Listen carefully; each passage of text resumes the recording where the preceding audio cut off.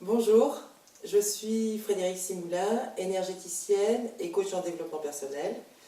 Aujourd'hui, je parle de la jalousie. De la jalousie dans tous ses états. Et je vais explorer et exploiter la jalousie, la mettre sur un piédestal, parce que la jalousie est banalisée, banale, banalisante.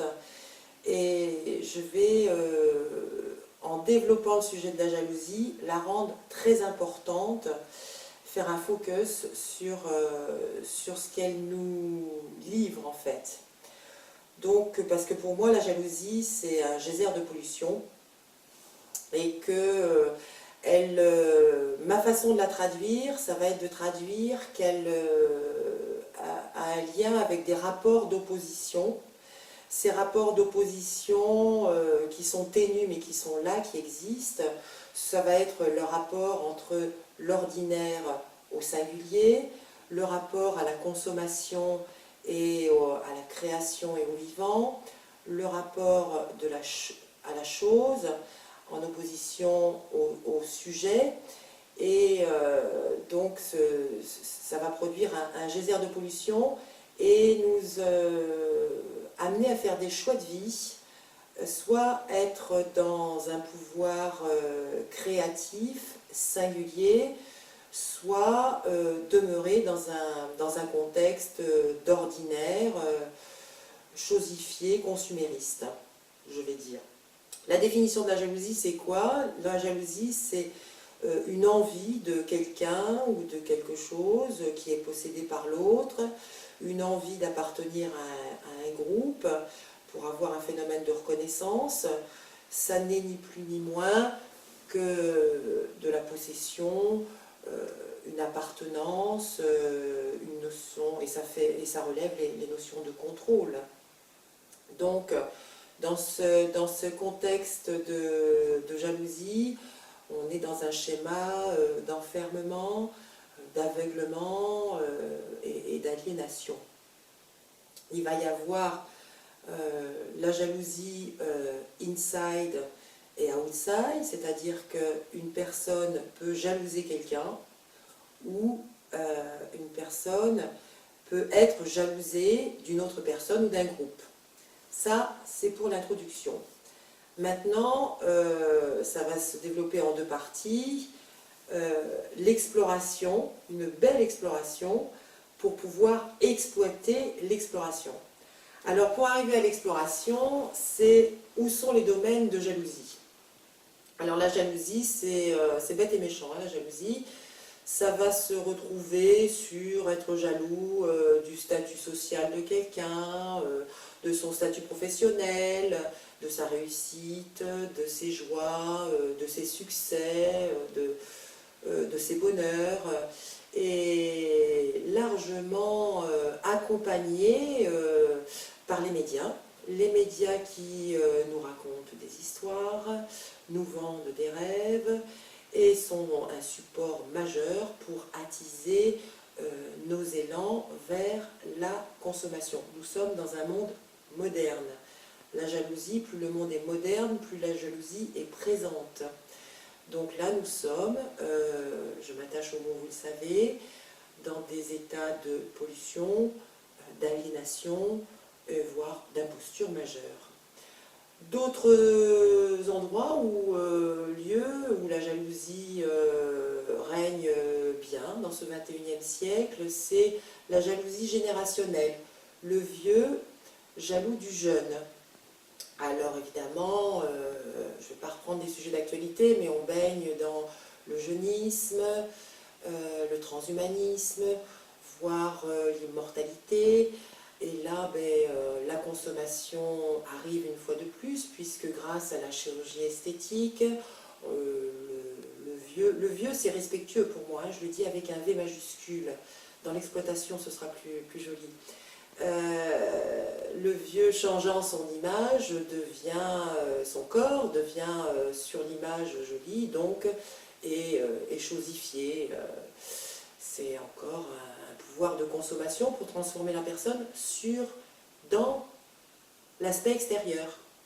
La jalousie ou encore bien la jalousie sur les possessions matérielles, bien sûr, les biens, la voiture, les biens de consommation et tout, pour pouvoir appartenir à un groupe, être en accord avec le code dans lequel on évolue. Là encore, c'est une chosification en fait, hein, quelque part. Donc voici ces trois chapitres donc, de ces trois points sur les phénomènes de jalousie. Et ce qui va nous intéresser, bien sûr, ce qui nous intéresse tous, et je vais mettre l'accent maintenant sur la jalousie entre humains. Dans le rapport humain, il y a plusieurs contextes. Je choisis le contexte du couple. Alors dans le couple, il y a un personnage 1 et un personnage 2. Puisque nous sommes sur le thème de la jalousie, c'est un couple qui est défini, reconnu et qui se revendique être dans l'amour et jaloux. Il y en a toujours un qui l'est plus que l'autre. Donc le 1 qui est jaloux est dans la possession, une forme de contrôle, une forme d'autorité, une forme de pouvoir. Le 2, lui, étant sous cette emprise, eh bien, se trouve être chosifié. Et grâce à ce que je vous ai dit, ce que je vous présentais en introduction, grâce à ce phénomène de banalisation de la jalousie, ça ferait presque partie d'un code d'honneur et de sécurisation des gens, de se dire « Oh, ils sont tellement jaloux, c'est en raison de cet amour qu'ils se portent l'un et l'autre ». Et cette banalisation fait que on va se focaliser sur le couple et ses aspects en rapport avec le statut social, ses possessions, sa création familiale, ses principes de voyage. Enfin, ça représente, et ils se représentent, ils savent se faire représenter à ce sujet-là comme un amour en image, sur papier glacé, puisque la preuve d'amour, c'est la jalousie, il n'y a pas de doute, ils s'aiment. Moi, je parle d'une imposture de vie, je parle d'un faux amour. Et attention, parce que la jalousie, c'est un cheval de Troie. C'est-à-dire que la jalousie, certes, mais après la jalousie, j'ai l'impression d'une chanson de Souchon, après la jalousie vient le vent. Je fais une parole, excusez-moi, je m'égare. Le cheval de Troie de la jalousie, c'est la manipulation et la culpabilité. Et ça, ce seront ça représente un chapitre assez complet, donc je n'en parlerai pas, je focus sur la jalousie. Donc, dans ce couple, le 2 qui a ce pouvoir, on ne va pas se limiter à l'observation, on va commencer à exploiter la jalousie. Dans cette notion pour ce personnage 1 d'être dans le pouvoir, le contrôle, l'autorité, cette toute puissance de possession, en réalité, c'est pas ça du tout. Ne mélangeons pas le faux du vrai. Dans le vrai, cette personne manque de confiance en elle, a besoin de trouver des appuis, et elle n'est pas dans la conscience de cette quête intérieure et personnelle qui va faire tout l'objet de notre exploitation. Et on peut lui donner une étiquette de bourreau. En revanche, pour qu'il y ait un bourreau, il faut qu'il y ait une victime. Donc le personnage 2, validé comme sous ce code de l'emprise, est chosifié. Et pour moi, la définition d'être chosifié, c'est valider valider sa stérilité à être et exprimer son être profond, à trouver sa place. Parce que ça, c'est le devoir, le chemin de vie de chacun. Dans la vie, on a des besoins et des désirs, et pour être en aptitude, en harmonie sur ces valeurs-là, il faut avoir des repères pour trouver sa place et sortir des schémas de jalousie qui vont induire des comportements d'orgueil, de vanité et d'arrogance. On est bien d'accord. Donc maintenant que nous avons bien exploré la jalousie, on va pouvoir l'exploiter et de ce qu'elle peut éteindre, parce que tout en amont, pour moi, c'était, puisque consommer, être chosifié, quand même, ce sont des choses qui, sur un plan humain, éteignent. On va voir ce que ça peut éveiller avec ces supports-là. Il y a déjà 2 règles d'or. La première, c'est savoir se détacher et s'affranchir du regard et du jugement des autres. La seconde, c'est conjuguer le verbe être à la première personne. Je suis. Et encore mieux, quand je dis conjuguer le verbe être à la première personne, j'ai oublié au présent. Je suis. Aujourd'hui, ici et maintenant, je suis. Parce que je fais partie d'hier et aujourd'hui va me permettre d'aller à demain. Alors en disant cela, donc, je vais souligner ça en exploitant et explorant, les thèmes de ce que j'ai énoncé auparavant. C'est-à-dire, concernant le statut social et professionnel, il s'agit ni plus ni moins en étant jaloux que d'être dans une ingérence profonde sur la vie des gens. Qui dit comment cette personne en est arrivée là? Qui peut juger de la chance de son héritage patrimonial? Et est-ce que pour elle c'est une chance? Et sa réussite professionnelle, elle est due à quoi? Elle est due à un projet de vie, à un travail. Admirer ça, se faire une énergie, vivre avec l'énergie de ses réussites, oui. Le bonheur, être jaloux du bonheur et de la joie des gens. En être jaloux, mais c'est absolument minable. Au contraire, quelqu'un qui est joyeux, qui est dans le bonheur, s'en réjouir, lui envoyer ça, ce bonheur que ça nous envoie en le félicitant et en le remerciant d'être heureux.